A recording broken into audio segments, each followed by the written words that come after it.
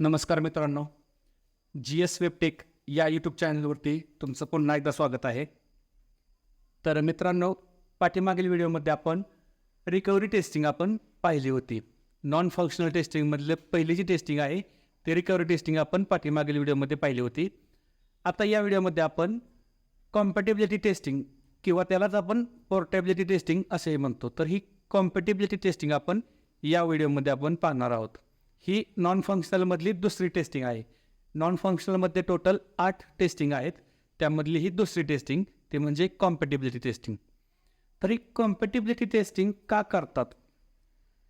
तर क्लायंटला त्याचे जे ॲप्लिकेशन किंवा सॉफ्टवेअर जे बनवायचं असतं तर ते क्लायंट रिक्वायरमेंट जे असतात त्या क्लायंट रिक्वायरमेंटनुसार आपण ते ॲप्लिकेशन बनलेलं आहे किंवा नाही, किंवा ते जे ॲप्लिकेशन आहे ते क्लायंटच्या रिक्वायरमेंटनुसार रन होतं आहे का नाही, तर ते आपण हे या कॉम्पॅटिबिलिटी टेस्टिंगमध्ये पाहत असतो. म्हणजेच क्लायंटची रिक्वायरमेंट काय असते की क्लायंटचे जे एंड युजर आहेत ते कोणीही असू शकतं. एंड युजर कोणतेही ऑपरेटिंग सिस्टम यूज करू शकतो किंवा एंड युजर कोणतेही ब्राउझर किंवा कोणत्याही ब्राउझरचं कोणतेही व्हर्जन एंड युजर यूज करत असतो. तर प्रत्येक ऑपरेटिंग सिस्टमला, प्रत्येक ब्राउझरला, प्रत्येक ब्राउझरच्या प्रत्येक व्हर्जनला त्याचं ॲप्लिकेशन व्यवस्थित चालावं असं ते रिक्वायरमेंटमध्ये असतं. तर त्या रिक्वायरमेंटनुसार आपण ही कॉम्पॅटिबिलिटी टेस्टिंग करत असतो. जर कोणतेही ऑपरेटिंग सिस्टम यूज करू शकतो. मग त्यामध्ये विंडोज 7, विंडोज 8, विंडोज 10, लिनक्स ह्या ऑपरेटिंग सिस्टम आहेत. तर एंड युजर कोणतेही ऑपरेटिंग सिस्टम यूज करू शकतो. या ऑपरेटिंग सिस्टम्स आहेत OS. तर कोणी विंडोज 7 यूज करतो, कोणी विंडोज 8 करतो, विंडोज 10 करतो, लिनक्स करतो, युनिक्स करतो. तर ह्या ज्या ऑपरेटिंग सिस्टम्स आहेत, तर क्लायंट रिक्वायरमेंटमध्ये काय असतं तर की त्याचं ॲप्लिकेशन जे आहे ते प्रत्येक ऑपरेटिंग सिस्टमला व्यवस्थितपणे चालावं, ही त्या क्लायंटची रिक्वायरमेंट असते. तर प्रत्येक OSSला त्याचं ॲप्लिकेशन व्यवस्थित चालतंय की नाही हे आपण कॉम्पॅटिबिलिटी टेस्टिंगमध्ये करत असतो. त्याचबरोबर अजून काय करतो तर ब्राउझरमध्ये करतो. Browser compatibility testing. Browser compatibility टेस्टिंगमध्ये काय होतं तर आपल्याकडे खूप सारे ब्राउझर्स आहेत. त्यामध्ये महत्त्वाचे कोणते?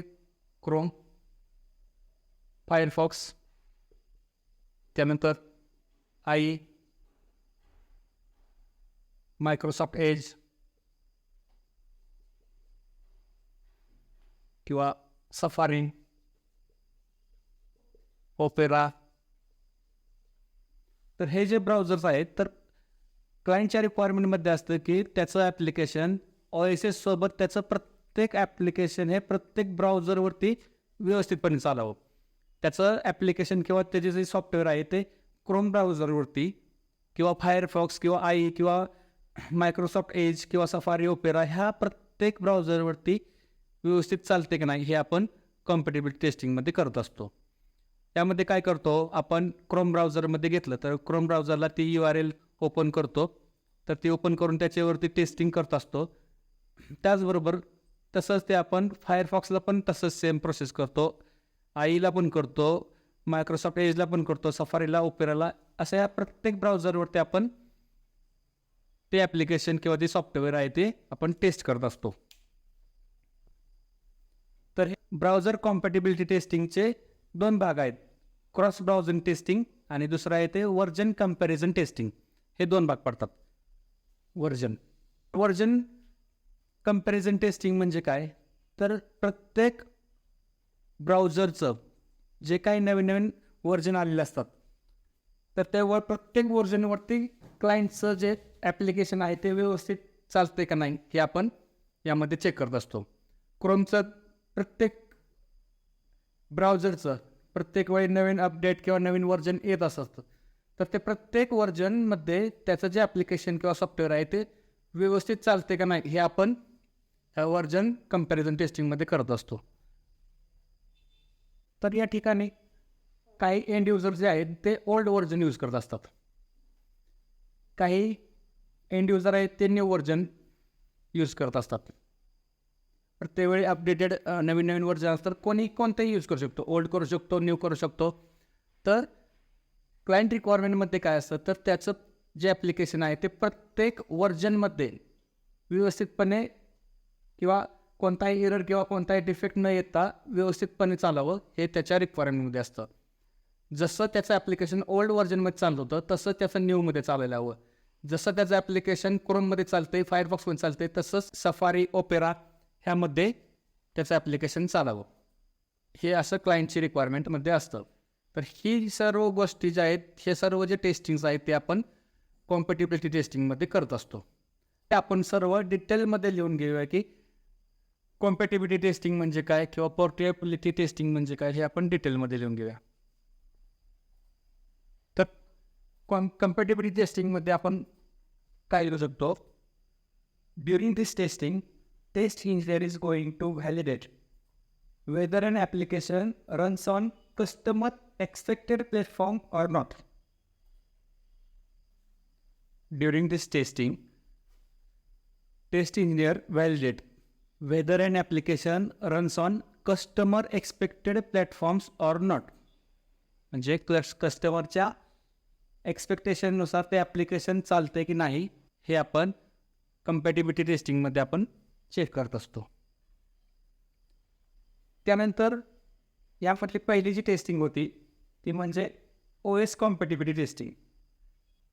तर यामध्ये काय असतं, end user is going to use any operating system, so client want their application should be open in proper way for all operating systems like Windows 7, Windows 8, Windows 10, Linux, Unix.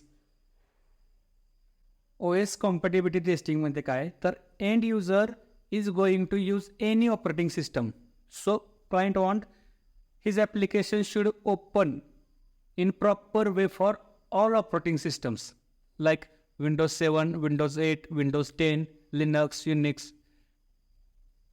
तर अशा प्रकारे OS कॉम्पॅटिबिलिटी टेस्टिंग मध्ये आपण हे गोष्टी cover करत असतो.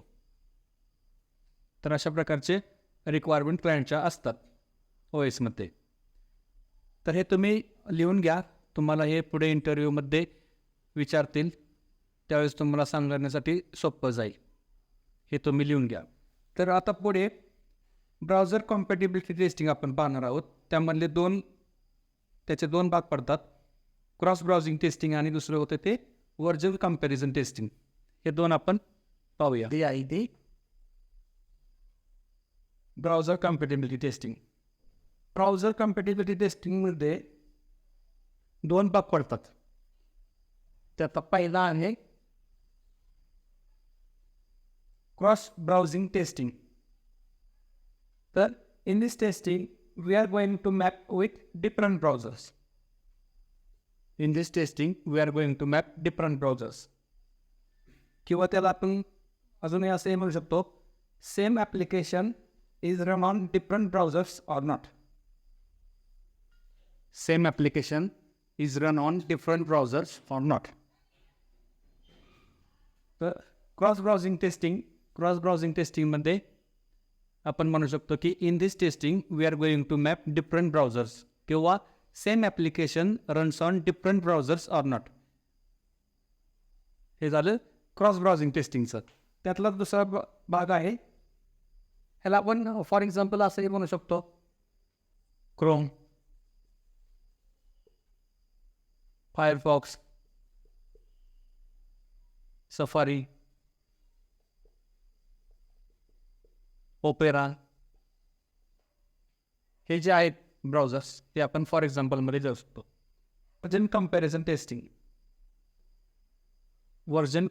Testing त्यामध्ये आपण म्हणू शकतो we are going to check same application same browser with different versions. We are going to check same application, same browser with different versions. For example, i7, i8, i9, आईचे versions आहेत वेगवेगळे. i7, i8, i9 हे जे version आहेत हे प्रत्येक वर्जनवरती ते application व्यवस्थित चालते की नाही आपण चेक करतो. तर हे झाले ब्राउझर कम्पॅटिबिलिटी टेस्टिंगचे 2 भाग, क्रॉस ब्राउझिंग टेस्टिंग आणि व्हर्जन कंपॅरिझन टेस्टिंग. कम्पॅटिबिलिटी टेस्टिंगमध्ये हे सर्व आपण पाहिले आहे. तर पूर्ण दुसरी टेस्टिंग आपली नॉन फंक्शनलमधील दुसरी टेस्टिंग पूर्ण झालेली आहे आपली. तर आता पुढील व्हिडिओमध्ये आपण तिसरी टेस्टिंग पाहणार आहोत. हे तुम्ही लिहून घेऊ शकता. तर भेटूया आता नेक्स्ट व्हिडिओमध्ये. Thank you so much.